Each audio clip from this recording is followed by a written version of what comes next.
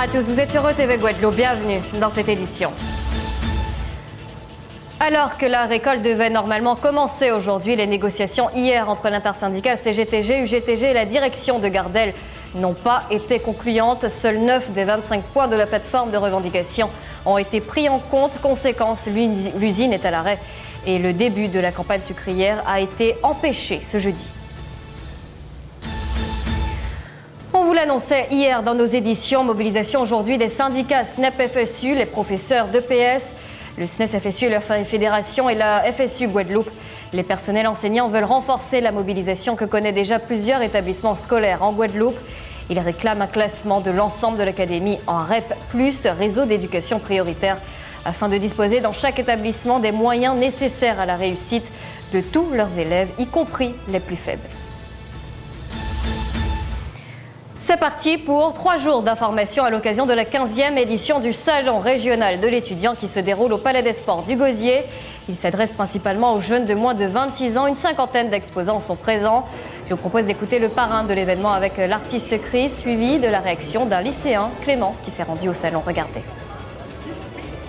Le message que j'ai, c'est venez parce que tout est à votre disposition. Toutes les informations, les ateliers, les mini-conférences, c'est pour vous, c'est gratuit, donc venez nombreux. Alors je suis venu rechercher des informations pour savoir quelle formation je pourrais suivre pour devenir contrôleur aérien et pour pouvoir poursuivre mes études, pour savoir où est-ce qu'il faut que j'aille et ce qu'il faut que je fasse.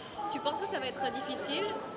Non, je pense que ça va être... il faut être assidu, il faut être déterminé et surtout il faut travailler. Et si je travaille bien, j'aurai ce que je souhaite. Je suis allé voir l'armée pour savoir si je pouvais intégrer l'armée en tant que contrôleur aérien. Et j'ai eu des informations. Maintenant, je vais aller voir si je trouve d'autres informations sur comment intégrer l'aéroport en tant que contrôleur aérien. Et puis je verrai ce que ça donne. Éducation toujours, l'école, le dernier rempart. C'est en fait le titre du premier ouvrage de Stéphane Martens. Ancien recteur de l'Académie de la Guadeloupe, il sera en présentation demain soir au centre Rémina Souta de Pointe-à-Pitre. Nous l'avons rencontré avant cela et revient sur les raisons qui l'ont amené à écrire cet ouvrage. Je vous propose de l'écouter. Le dernier rempart, parce que l'école permet d'être à l'abri de ce monde qui n'est pas toujours simple, complexe, difficile, notamment pour des jeunes élèves. Donc c'est vrai que c'est un lieu où effectivement on peut encore apprendre de manière apaisée avec des enseignants qui sont là pour transmettre leur savoir et pour apprendre tout simplement la lecture, les mathématiques, etc. Vous y faites l'état des lieux de la situation en Guadeloupe, de l'éducation guadeloupéenne? Oui, voilà. De quelle manière? Écoutez, je force les faiblesses de l'académie, bien sûr. Il y a toujours, donc, comme dans toutes les académies, mais c'est un livre résolument optimiste qui met en avant les atouts de l'Académie de la Guadeloupe, des atouts, même parfois des modèles qui pourraient inspirer d'autres académies. C'est donc que je pars de cette Académie de la Guadeloupe pour être positif et pour mettre en avant des choses que j'ai connues personnellement. J'étais très fier d'ailleurs, très heureux d'être recteur de cette académie pendant 3 ans. Et voilà, donc avec le recul, quand je suis parti de l'académie pendant 1 an, j'ai eu le temps de réfléchir et je me suis dit qu'effectivement j'aimerais bien laisser une petite trace et donc je suis très content de cet ouvrage. Le livre est destiné à qui? Aux enseignants, aux élèves eux-mêmes, aux parents? À tout le monde, les parents bien sûr, les élèves, oui peut-être. On y trouve des conseils, qu'est-ce qu'on y trouve? Pas des conseils, des constats, des observations et des constats positifs qui permettent à mon avis aussi aux enseignants qui sont concernés en premier lieu, les chefs d'établissement, les inspecteurs, de vendre positivement cette académie. J'ai trop souvent, quand j'étais directeur ici, entendu des critiques, des réflexions négatives sur cette académie où rien, soi-disant, ne fonctionnait. Bon, non, ce n'est pas vrai. Lorsqu'on fait le bilan, quand on a été un peu ailleurs, qu'on a discuté avec des recteurs collègues dans les autres académies, parfois c'est beaucoup plus compliqué. Et en plus, nous avons ici l'avantage d'être une académie, on va dire, de proximité, où le dialogue est plus simple, où même entre services et chefs d'établissement, je tiens à les saluer, parce que les chefs d'établissement font un travail formidable aussi, où donc un dialogue peut se passer dans de très bonnes conditions, à condition que le recteur fasse confiance au cadre de cette académie, quel qu'il soit. Le CSA, le Conseil supérieur de l'audiovisuel, débute à compter de ce jeudi et cela jusqu'au 18 février sa campagne de protection des plus jeunes. Il s'agit d'une campagne pour sensibiliser le public aux risques liés à l'exposition des enfants de moins de 3 ans à la télévision.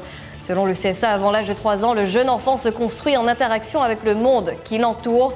Le cantonner dans un statut de spectateur peut freiner son développement en nuisant à cette interaction.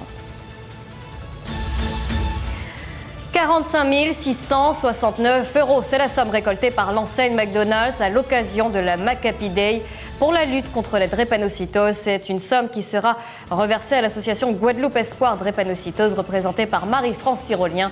Pour rappel, la Maccabi Day est une grande opération de solidarité organisée par l'enseigne McDonald's qui a pour objectif de récolter des fonds pour des associations caritatives et on le disait, l'intégralité des fonds récoltés grâce à la vente des 3 342 Big Mac et des 15 237 mains jaunes permettra ainsi de soutenir des actions en faveur des malades drépanocytaires. Dans nos éditions précédentes, nous vous avons parlé hier du week-end culturel qu'organise Mascaclé avec le président de Mascaclé, Jean-Michel Samba. Jeunesse Guadeloupe de Piquant, c'est le thème de cette 6e édition. 6e édition parrainée par un artiste de taille.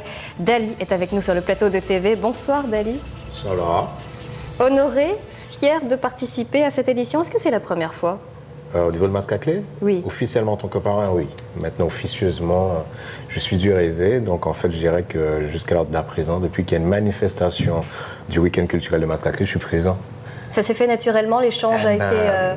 Racontez-nous un peu. Au niveau du parrainage, oui. En fait, peut-être qu'il faudrait redemander à M. Samba, mais clairement, en fait, on m'a fait le privilège et l'honneur d'être le parrain, jusqu'à l'heure d'à présent, je peux dire que je ne m'en remettais pas vraiment, quoi, parce que pour moi, passer après M. Joël Nankin, c'était pas forcément... pour moi, c'est un honneur et c'est waouh!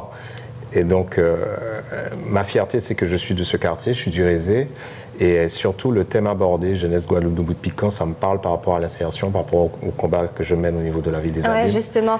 C'est quoi la mission du parrain En fait, dans l'absolu, en fait, j'ai envie de dire que, d'après comment m'a été annoncée la chose, parce que Mascaclé, en fait, il y a eu un vrai partage pour pouvoir m'annoncer ceci, c'est clairement par rapport au travail que je mène, en tant qu'ambassadeur chargé de l'insertion sociale et culturelle de la ville des Abîmes, et aussi par rapport au combat que je mène à titre associatif avec mon association Tout est possible, parce qu'on travaille dans l'insertion, dans le social et la culture. Et donc, en fait, pour eux, d'après ce qu'ils disent, sans prétention, que c'était une évidence pour eux que je sois le parrain de cette manifestation par rapport au combat que je mène pour les jeunes. Mais même, comment vous comptez, je dirais, encadrer ces jeunes, justement, en fait, et quels conseils vous... Déjà, dans un premier temps, je suis présent. Ouais. Clairement, en fait, je suis là avec eux. On est en train justement de faire un documentaire sur l'événement avec mon association, où ils sont en train de couvrir avec les jeunes qui sont chantés d'insertion. De par ça, nous sommes aussi conventionnés avec Mascaclé pour justement prendre 2 jeunes de la mission locale pour leur apprendre en termes d'immersion les métiers de l'audiovisuel et les nouvelles technologies numériques. Donc déjà, c'est un petit combat, c'est une petite chose que l'on fait, nous, à titre associatif pour Mascaclé, pour le week-end. Mascaclé, vous, en l'occurrence, vous mutualisez vos moyens pour l'insertion justement des jeunes, ok, mais le reste, les autres jeunes qui n'auront pas l'occasion forcément de participer à ces sessions d'apprentissage, est-ce qu'on n'a pas l'impression de pédaler dans la semoule-là? Bien sûr que non, parce qu'il faut bien que ça commence. En fait, pour moi, Mascaclé est à l'initiative d'un mouvement, parce qu'il faut bien noter que de base, Mascaclé, c'est un mouvement culturel, donc en fait, c'est lié à la musique. Maintenant, ils sont dans le social et l'insertion. On ne peut qu'applaudir Mascaclé et justement encourager les autres groupes ou d'autres associations à pouvoir justement aider. C'est-à-dire que Mascaclé fait partie d'un groupe qui a énormément de jeunes qui tournent, qui gravitent autour de cette association culturelle, on dira carnavalesque, et bien entendu, ils sont les premiers à entendre l'appel des jeunes. Donc en fait, pour moi, c'était une évidence pour qu'ils y soient, qu'ils fassent cette manifestation et cette action, parce que clairement, le week-end culturel de base, c'était c'est pas la première, hein. Voilà, c'est ce que j'allais dire, c'était basé sur la culture, mais là, ils ont poussé la chose un peu plus loin. Maintenant, ils sont dans l'insertion et le social. Donc en fait, pour moi, ça ne peut qu'encourager les autres à faire, et justement, si tout le monde fait, toute la jeunesse sera ravie. Est-ce qu'on parle encore d'insertion professionnelle? Est-ce que la musique, c'est franchement une voie d'insertion en Guadeloupe pour la jeunesse? Qu'est-ce que vous entendez par une voie d'insertion? Une voie d'insertion professionnelle, est-ce qu'il y a encore une possibilité en tout cas d'évoluer avec la musique? Alors comme je le disais, j'ai toujours dit, je n'encourage personne à faire de la musique un métier. Ça doit être une passion. Oui. Il ne faut pas venir avec une prétention de gagner sa vie en faisant de la musique, parce que de base, la musique, c'est de l'amour qu'on partage et qu'on récupère. Donc il ne faut pas déjà se dire je veux faire de la musique pour faire de l'argent. Oui, là on s'adresse évidemment aux talents, aux jeunes talents guadeloupéens. En fait, c'est à ce que je veux arriver avec vous, c'est pour vous expliquer que déjà, dans le premier temps, il faut déjà penser passion, pas penser remplir son frigo. déjà, dans le premier temps. Et après, bien entendu, si ça vous permet de gagner votre vie, tant mieux, mais en fait, ça ne doit pas être le premier objectif. Après, au niveau d'insertion, parce que quand vous dites la musique, mais moi je parle clairement au niveau de la culture, la culture, que ce soit musicale, que ce soit l'art, c'est un échappatoire pour tout le monde. Et bien entendu, ça permet aussi à beaucoup de jeunes de s'exprimer, de canaliser certains jeunes. Donc, à ce niveau, je dirais oui, mais il ne faut pas partir déjà dans une dynamique que ça permettrait de faire de l'argent. D'accord. On va revenir au programme. Concrètement et brièvement, il sera riche. On l'a vu en tout cas hier. Ah oui, mais ça a déjà commencé. Oui, est-ce que vous pouvez nous en dire plus? Déjà, dans le premier temps, avec tous les scolaires qui montent et qui descendent, ne serait-ce qu'au niveau du village. Et quelque chose d'exceptionnel, c'est que l'entrée du Rézé va être verrouillée parce qu'il y aura un très grand village. Au niveau avec pas mal de... Un village composé de quoi? De stands d'information? De stands, oui, de stands, d'alimentaire, il faut venir voir. En fait, il faut venir voir. Et ce qui va être super intéressant, comme chaque année, et je pense que vous connaissez aussi cet événement, c'est qu'il y a le grand déboulé avec tous les groupes APO qui sont invités, et bien entendu le concert avec les Cubains, parce qu'il faut aussi dire que cette année, il y a les invités d'honneur, on va dire, de cette... Avec les Cubains, qui aura un concert avec les Cubains et après les Roses avec Jean-Pierre Coquerel d'Akio. Voilà. Quel conseil, quel est le message en tout cas que vous envoyez, que vous dites en tout cas, que vous donnez à ces jeunes que vous accompagnez ou même ceux qui vous écoutent? Tout est dit, Jeunesse Guadeloupe debout de piquant. Ça veut dire quoi justement, si on devait résumer? De rester debout, de rester fier, de rester debout et toujours prêt au combat. Oui. Voilà. À quel combat? Le combat de la vie professionnelle, le combat de la vie? Voilà, le combat de la vie, le combat de la vie professionnelle. Les choses deviennent de plus en plus dures et ce n'est pas se mentir que de dire qu'à l'heure actuelle, la jeunesse est en difficulté.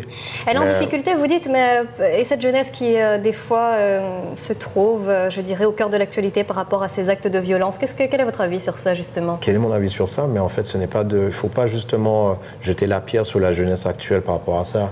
Il n'y a pas de fumée sans feu. Donc peut-être il faut déjà régler le problème.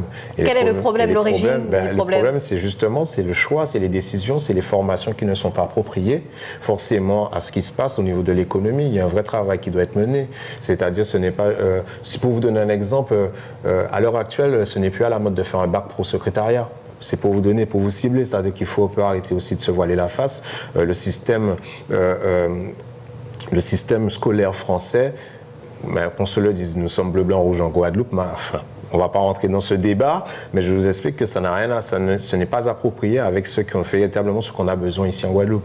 Donc en fait, il y a un vrai travail de formation. Donc il faudrait des formations adaptées à ce qui se passe actuellement ici. Il y a un vrai travail, il y a une vraie écoute à avoir aussi avec les jeunesses, il faut les entendre et les écouter. Il y a un vrai travail de fond à faire et ça, ce n'est pas juste en disant la jeunesse, c'est-à-dire que rester autour d'une table et parler de la jeunesse, on va rester à en parler chaque fois, à chaque élection. C'est maintenant vraiment faire un vrai travail. Et c'est le travail que qu'on essaie de mener petit à petit, on le fait sûrement, et c'est exactement avec justement des entreprises, des boîtes d'intérim qui nous font confiance et qui ont mise sur la jeunesse. Donc en fait, je peux dire sans prétention qu'il y a des gens qui pensent positif de la jeunesse guadeloupéenne actuelle, et donc voilà, nous menons ce combat. Merci beaucoup, Dali, d'avoir répondu à nos questions. C'est moi. Voilà, c'est la fin de cette édition. Merci de votre fidélité. Passez une excellente soirée avec les programmes de TV.